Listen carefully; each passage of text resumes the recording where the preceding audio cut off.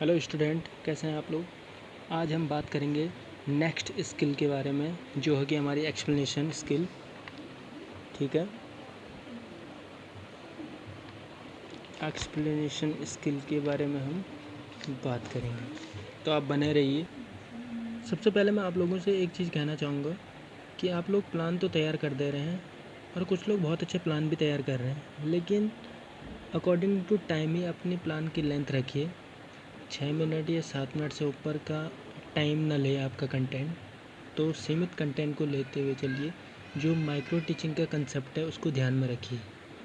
आपको कहा गया था शुरू में ही कि जो स्किल इसमें जो होता है वो कंटेंट भी छोटा कर दिया जाता है, न कि सिर्फ टाइम, स्टूडेंट, इसके संपूर्ण दायरे को ही, टीचिंग के संपूर्ण दायरे को छोटा कर दिया जाता है। तो इस चीज़ को माइंड में रखिए, उसके आधार पर ही लेसन प्लान तैयार कीजिए।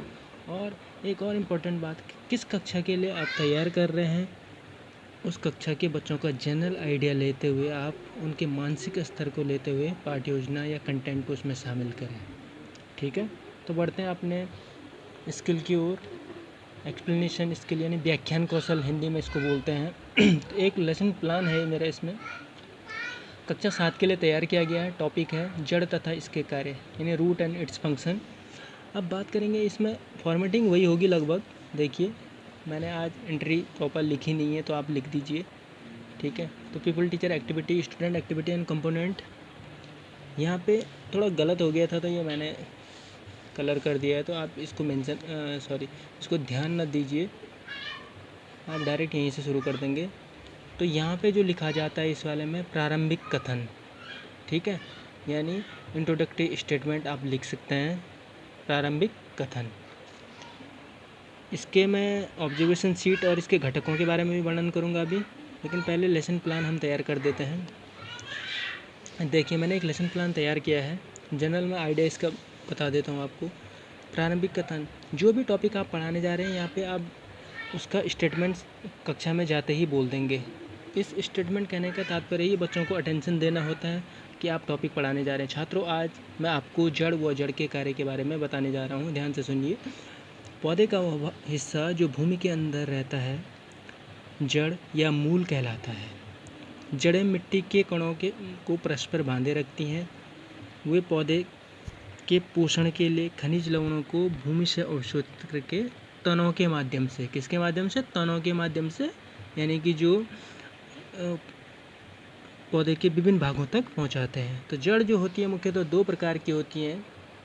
ठीक है, क्योंकि ये कक्षा 7 के लिए है, तो इसलिए इजी लैंग्वेज में मैंने कोशिश की है लिखने की। बहुत ज़्यादा टिपिकल नहीं लिखना है, क्योंकि इसी आधार पर आपको बोलना भी होगा वहाँ पे। व्याख्यान आप कक्षा के बच्चों के मानसिक स्तर के अकॉर्डिंग करें। ठीक है, भारी भरकम शब्दों का प्रयोग न करें।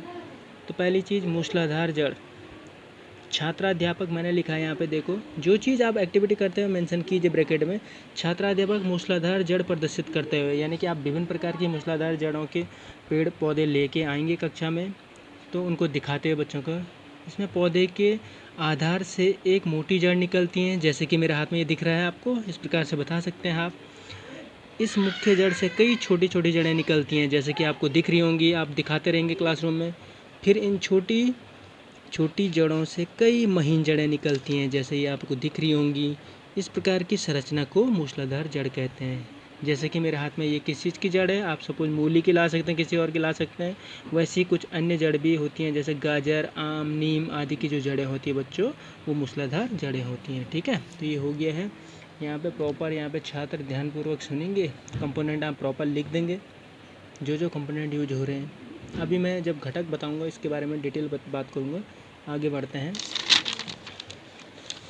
पाठ्य योजना यहाँ है। दूसरा जो जड़ है, रेशेदार जड़ है।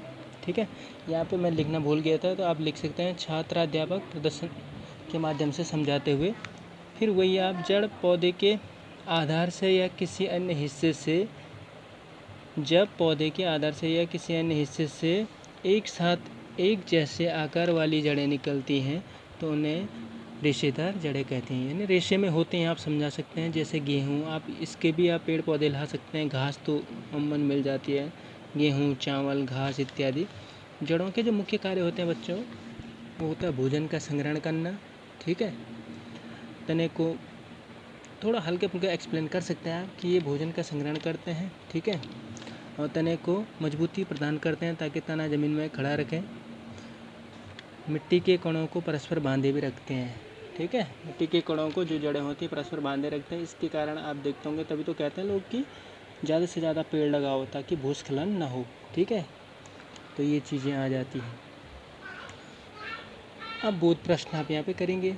देखो टाइम कितना हुआ, मुझे लग रहा है अभी 5 ही मिनट हुए होंगे, बहुत ज़्यादा टाइम नहीं लगेगा। अब आप यहाँ पे क्वेश्चन इस टाइप के एक्टिविटी बेस भी हो सकते हैं। इन जड़ों में से मूसलाधार व रेशेदार जड़ों को अलग करो। यानी कि आपने बहुत सारे जड़ों को मिक्स करके रख दिया, कुछ मूसलाधार और कुछ रेशेदार जड़ों को।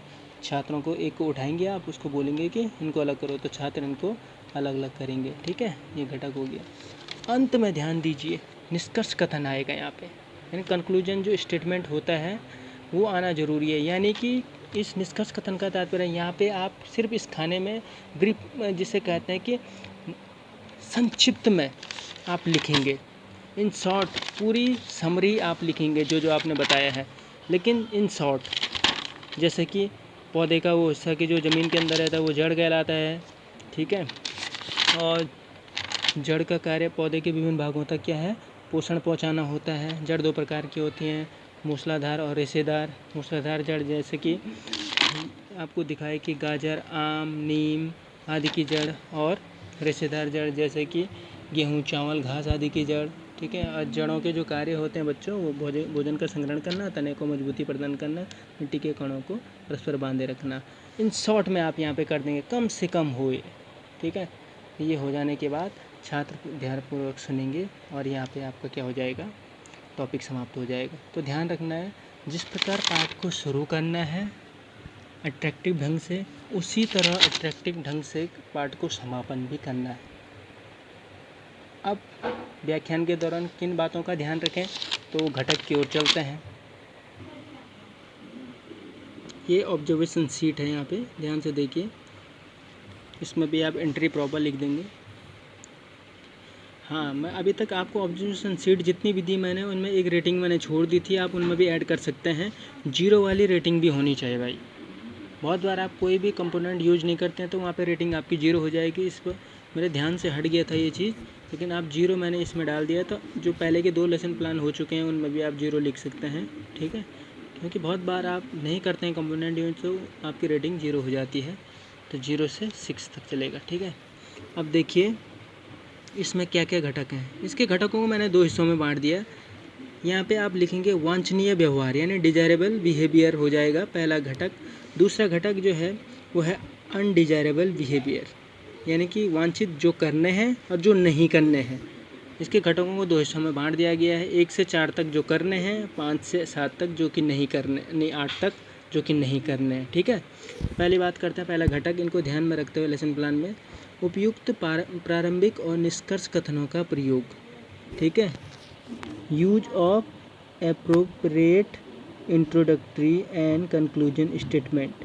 उपयुक्त प्रारंभिक और निष्कर्ष कथन, यानी कि जैसे कि आपने प्रारंभ कैसे करना है शुरुआत में, जैसे कि हम बता चुका हूँ, ये प्रारंभिक कथन था आपका और निष्कर्ष कथन ये था आपका। ये प्रॉपर ढंग से होने चाहिए, तो ये आपका घटक यूज हो जाएगा। दूसरा है व्याख्यान सेतुओं का प्रयोग। व्याख्यान सेतुओं में बात करें, जब आपने एक्सप्लेन कर रहे होंगे उस दौरान बहुत सारे व्याख्यान सेतु प्रयोग किए जाते हैं। जैसे कि एक्सप्लेन के दौरान ऐसे ऐसे शब्द आते हैं जैसे जैसा कि, फलस्वरूप, ताकि, क्योंकि, दूसरी ओर, जबकि, अर्थात, जैसे, और, उदाहरण के लिए। इस प्रकार के शब्द व्याख्यान सेतु होते हैं भाई, ये कहीं पर भी यूज हो सकते हैं इस प्रकार के, ठीक है। कह सकते हैं जैसे कि दोनों के माध्यम से पहुंचाते हैं। इसमें अभी दिख नहीं रहा है, इस ढंग से आपको प्लान करना है। लेकिन अमूमन व्याख्यान सेतु वो होते हैं जो कि एक पैराग्राफ को दूसरे पैराग्राफ से जोड़ते हैं, एक सेंटेंस को दूसरे सेंटेंस से जोड़ते हैं, ठीक है। वो क्या होते हैं, व्याख्यान सेतु होते हैं। तो समझ गए होंगे आप, व्याख्यान सेतु का प्रयोग हुआ। जैसे कि देखिए, जड़ें से कई महीन जड़ें निकलते हैं, इस प्रकार की संरचना को, इस प्रकार ये जड़ें होती, कई छोटी छोटी, ये सारे क्या हैं, व्याख्यान सेतु हैं, जो कुल मिला के एक सेंटेंस को दूसरे सेंटेंस से जोड़ते हैं, जो आपके व्याख्यान को आगे बढ़ा रहे हैं, ठीक है। और हो सकता है इसमें क्योंकि हो सकता है, ताकि हो सकता है, उदाहरण आपके हो सकते हैं, ये व्याख्यान सेतु में आ जाएंगे। अगला है आवश्यक बिंदुओं पर ध्यान देना। आवश्यक बिंदुओं पर ध्यान देना, कुछ इंपॉर्टेंट बिंदु होते हैं जिनको आपको बच्चों की तरफ अटेंशन करवाना होता है, उनको pay attention to essential point. जैसे कि आप एक्सप्लेन कर रहे हो, देखिए लवणों को भूमि से अवशोषित करके तनों के माध्यम से पहुंचाते हैं। किसके माध्यम से? तनों के। इसको आप रिपीट करेंगे यहाँ पे, तो आप क्या कर रहे हैं, इसको ध्यान दिलवा रहे हैं बच्चों से, आवश्यक बिंदुओं को ध्यान दे रहे हैं। जैसे कि जड़ 2 प्रकार की होती हैं। कितने प्रकार की होती है? 2 प्रकार की होती हैं, ठीक है। ये क्या होगी, यहाँ से यहाँ पे देखिए, इसमें पौधे के आधार से एक मोटी जड़ निकलती है। कहाँ से? आधार से, ठीक है। मोटी जड़ निकलती है। तो ये इस प्रकार के बिंदु जो कि लग रहा है आपको कि आप बता सकते हैं बच्चों को, वो आपके कह सकते हैं आवश्यक बिंदु हो जाएंगे। उन पर ध्यान देने के लिए आप कहेंगे और लेसन प्लान में मेंशन करेंगे। बोध परीक्षण, कॉम्प्रहेंसिव जो टेस्ट होता है वो आप चेक करेंगे बच्चों का। जैसे कि लेसन प्लान में देखिए आप, मैंने क्वेश्चन बच्चों को उनके बोध को चेक करने के लिए क्वेश्चन पूछा है। अब है अनडिजायरेबल बिहेवियर। ये तो थे जो करने हैं, जो नहीं करने हैं ध्यान देना। एक्सप्लेनेशन के दौरान आपको निरर्थक शब्दों का प्रयोग या कथनों का प्रयोग नहीं करना है, ठीक है। मीनिंगलेस जो भी स्टेटमेंट होते हैं वो नहीं करना है यूज। कथनों में निरंतरता एवं तारतम्यता का अभाव, जो भी lake of continuity and sequence in statement, जो आप स्टेटमेंट कर रहे होंगे उनमें कह सकते हैं निरंतरता का अभाव या कंटिन्यूटी का अभाव नहीं होना चाहिए, सीक्वेंस में कमी नहीं होनी चाहिए।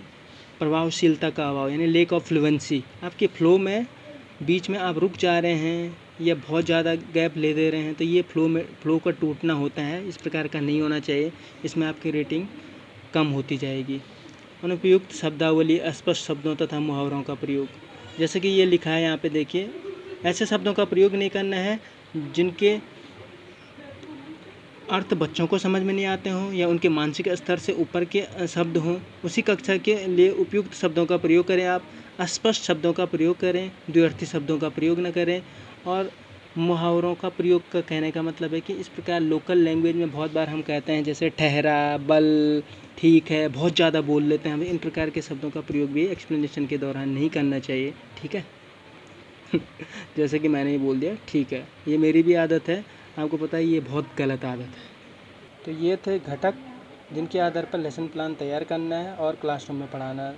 एक्सप्लेनेशन बहुत इंपॉर्टेंट स्किल है किसी पीपल टीचर के लिए। ये आपके अंदर एक ऐसी क्वालिटी है, इसको डेवलप करना है जिससे कि आप कक्षा को क्या कर सकते हैं, प्रभावशाली बना सकें। क्योंकि आप जानते हैं कि कक्षा में ज़्यादातर टाइम एक्सप्लेनेशन के दौरान ही गुजरता है या एक्सप्लेनेशन करते हुए ही गुजरता है, तो इसलिए बहुत ज़्यादा ज़रूरी हो जाता है कि उसको प्रभावशाली बनाएं। तो इन पॉइंट्स को ध्यान में रखते हुए आप इफ़ेक्टिव एक्सप्लेनेट कर सकते हैं, प्रभावशाली व्याख्यान कक्षा में कर सकते हैं ताकि बच्चों को बेहतर ढंग से समझ में आ जाए, ठीक है। और आप ध्यान दे रहे होंगे मैं बार बार ठीक है जो बोल रहा हूँ, ये बहुत गलत कह सकते हैं कि एक प्रकार का घटक का यूज कर रहा हूँ मैं, जो कि मेरे यहाँ पे रेटिंग जो है 8 वाली जो रेटिंग है वो हो जाएगी 6। समझ रहे हैं, 6 का मतलब बहुत ऊंचा नहीं है। यहाँ पे ध्यान देने वाली बात है 5 से और 8 के बीच यदि आपकी रेटिंग ऊपर जाती है तो आप गलत कर रहे हैं। तो गलत चीज़ों में तो 0 नंबर आनी चाहिए हमेशा, और अच्छी चीज़ों में ज़्यादा नंबर आने चाहिए। तो यहाँ की रेटिंग इधर आएगी तो कम, यहाँ आप चाहेंगे रेटिंग यहाँ से इधर की ओर बढ़े, रेटिंग आपकी ऐसे में बढ़े तो बेहतर है, यहाँ रेटिंग आप चाहेंगे ऐसे बढ़े, ठीक है। तो ये फिर देखिए ये आदत ख़राब हो चुकी है बिल्कुल, ठीक है वाली, ये आपको बिल्कुल सुधारनी है। तो आज के लिए इतना ही। जिसको भी कोई प्रॉब्लम होती है तो वो पूछ सकता है, लेकिन लेसन प्लान आप हमेशा छोटा बनाइए और TLM का यूज अवश्य करें। आज के लिए इतना ही, धन्यवाद।